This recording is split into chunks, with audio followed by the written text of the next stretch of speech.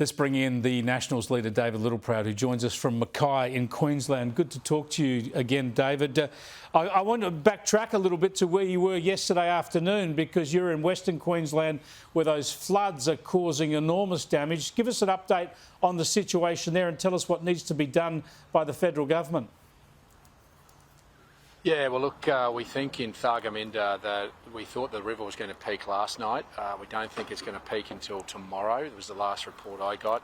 The 1974 record is 6.75 metres. It's already over that and looks as though it could peak at 7.3 metres. Yesterday, when Peter Dutton and I were there, they actually started to evacuate the evacuation centre, which is at the council depot, to move everyone up to the airport. We're in uncharted territories, but I've got to say the mayor out there, Tractor Ferguson, has done an amazing job, and it's just about keeping everybody safe. And the Premier in Queensland has lent into Western Queensland the way that he did for Cyclone Alfred, and he's made sure that every resource is available. He's made sure that local procurement is the first and foremost effort, but the Australian Defence Force is on standby. In the first instance, that's probably large hay drops into places like Thargo to then get choppers out onto stations to keep cattle alive when they're up on sandhills. So we're a little bit fortunate that it's not as cold as what it was in 2019 with the cold front coming through, but there is real animal welfare concerns here. The Premier's given me every assurance that as soon as they meet a capacity point, that the ADF is ready to go, and he's made that very clear. And I think it's also about just in the immediacy of keeping the people of Thargomindah, about 220 people, they're safe. And I've got to tell you, spirits were still high because of the leadership of Tractor and also some of the other mayors that have also been hit. I saw the town of Adavale, basically 27 people. They lost everything, mate, and they were within a matter of minutes of losing their lives. And Peter and I went out there to announce that we will put a new weather radar out there so that they do have the information. They'd lost all communication with anybody in the world.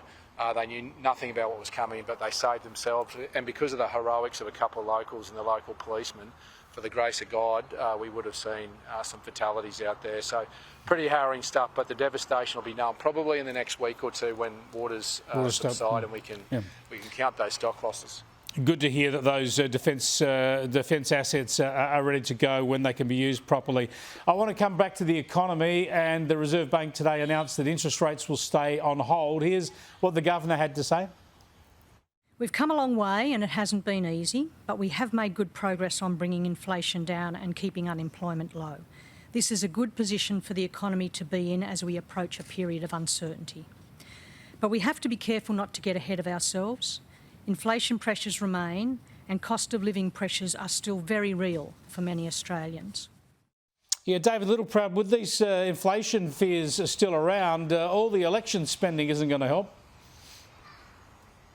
Well, we've been measured, and what we've said is we want immediate support, not something that is on delay for 15 months. The 70 cents in 15 months that costs $17 billion. $6 billion in something that actually also helps to put downward pressure on inflation by helping the transport industry as well in running their costs down. So we've been very measured around that. We're going to continue to be very measured. We just can't keep kicking the nation's problems down the road. And you, in your editorial, you talk about the renewable race, the all renewable race that we have. That's going to cost this nation a lot more than having an energy mix. In fact, our energy grid is going to cost $263 billion less, which means you have to pay less back into the future. What we've got to do is have the courage to say we've got to face into the problems the nation is facing at the moment, not kicking it down and trying to paper over the cracks, with now over $7 billion in electricity rebates that this government's given to try and meet that $275 reduction. What we're saying is we're going to fix the grid. In the short term, that's bring gas in. In the medium term, that's transitioning some of our coal-fired powered assets across the nuclear energy. And if you have that mixed grid, it's $263 billion cheaper. And what upsets me is Jim Chalmers and Anthony Albanese are saying Our energy grid costs $600 billion. It doesn't. Frontier Economics has put it just over $330 billion, and they say that it's only 4% of the grid. Frontier Economics, again, an independent body, not Jim Chalmers and Anthony Albanese and Chris Bowen, have put it at 38% of the grid. Yep. So we're replacing baseload power with common sense, and that's the courage you're going to need of a government. Not to keep spending your money on papering over the cracks, but have the courage to say enough's enough. We're going to fix these problems. We've been blessed with all our resources, and we'll fix them with common sense and courage, and that's what a Dutton Littleproud government will do.